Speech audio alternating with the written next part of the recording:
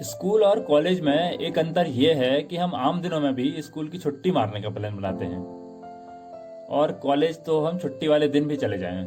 बस वो वजह वहाँ होनी चाहिए जिसके लिए हम रोज जाते हैं। आप शायद ये जानते होंगे कि लगभग 10% ही स्टूडेंट्स ऐसे होते हैं जो कॉलेज में सिर्फ क्लास अटेंड करने और पढ़ने जाते हैं, और जो बाकी लोग जाते हैं उन सब की अपनी कोई न कोई वजह रहती है। किसी को इलेक्शन के लिए फील्डिंग सेट करनी है, तो किसी को अटेंडेंस इतनी करनी है कि एडमिट कार्ड मिल सके, किसी को कॉलेज में दिन भर टेबल टेनिस खेलना है, तो किसी को इसलिए आना है कि बेस्टी के साथ गप्पा लड़ा सके। कुछ लड़के इसलिए आएंगे कि क्रश के साथ थोड़ा टाइम बिताकर दावेदारी मजबूत करेंगे, तो किसी को दिन भर सुट्टा पॉइंट पर बैठना है। पर जब मैं कॉलेज में था तो इन सब से इतर एक और वजह थी मेरी, जो मेरी तरह और कई लोगों की थी। उस वजह का नाम था कलमकार।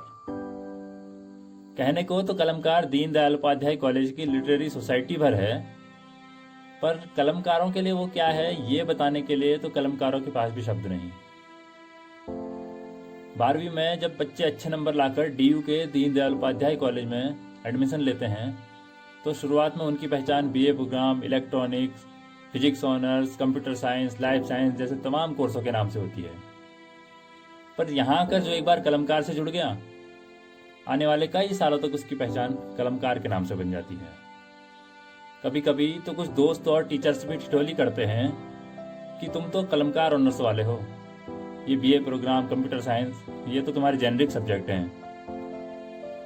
उस समय इस पहचान पर अपनी जितनी हंसी आती है उससे ज्यादा कहीं गर्व होता है, क्योंकि सोसाइटीज तो कई होती हैं पर मुहावरे सब पर नहीं बनते।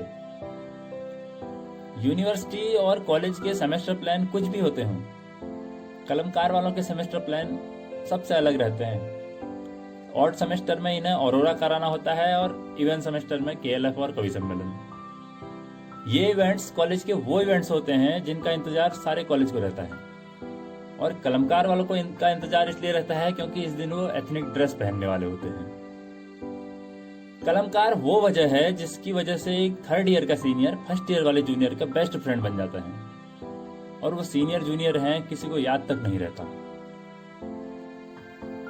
कॉलेज में एंट्री करने का सबका टाइम अलग अलग हो सकता है, पर ये कॉलेज से निकलते एक साथ हैं, सबसे आखिरी में, वो भी जब एडमिनिस्ट्रेशन ब्लॉक बंद हो रहा हो।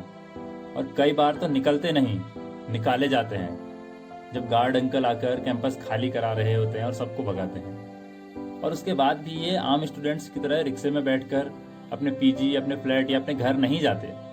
पास वाली चाय की टपरी पर 17 चाय, 6 बिस्किट, 3 एडवांस, 1 डबल स्विच और 2 मैगी, ऐसा कुछ ऑर्डर देते हैं। उसके बाद जब शाम को हल्के अंधेरे में गाने गाते हुए कॉलेज से द्वारका मोड़ का पैदल सफर होता है, वहां भी ये 15 मिनट खड़े होकर बात करते हैं, और उस 15 मिनट में लगभग 27 बार बाय बोलते हैं। ये बातें तब की हैं जब अगले दिन इन्हें फिर मिलना होता है। इसी तरह हल्के अंधेरे में कॉलेज से द्वारका मोड़ के पैदल सफर में गाने गाते हुए उस कलमकार वाले कॉलेज में 3 साल कब बीत जाते हैं पता नहीं चलता। कलमकार में हमारा सबसे पहला इवेंट हमने अनजाने में या किसी दोस्त के कहने पे अटेंड किया होता है, पर सबसे आखिरी इवेंट अपनी फेयरवेल। उसके लिए हमारे प्लान, हमारी स्पीच, हमारे कपड़े महीनों पहले तैयार हो जाते हैं, और उसे ऑर्गेनाइज करने वाले जूनियर्स से ज्यादा चिंता और एक्साइटमेंट उनको रहती है जिनको फेयरवेल मिल रही होती है।